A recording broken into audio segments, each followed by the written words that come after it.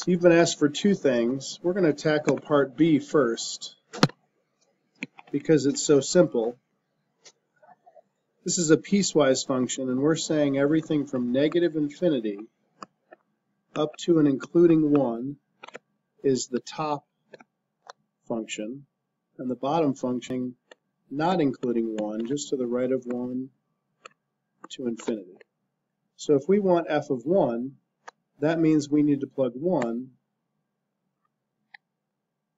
into the upper function because that includes 1. So we do that and we get 1 squared minus 1. 1 squared is 1 minus 1 is 0. Small error though, I wrote the function down wrong. This is x squared minus 2, so this would be 1 squared minus 2. And 1 squared minus 2 is negative 1. So that's the answer to part B. To find the answer for part A, the limit as x approaches 1, we need to look at the function from the left and the function from the right.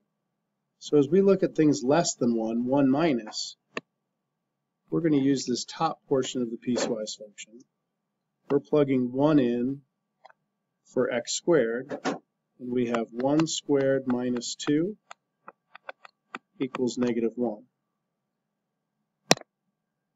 On the right, as x approaches 1 from the positive side, we're going to look at the bottom piecewise function. So here we're plugging 1 in to x, and we get 1 minus 1 is 0. So you can see that from the right, we approach 0, and from the left, we approach 1. The limit doesn't exist. What's really happening is at 1, from the left, we're coming down here at negative 1. We include that, so we have a closed circle. And the right, we're coming in to 0.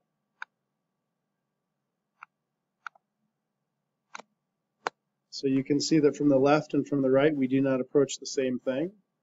So the limit does not exist.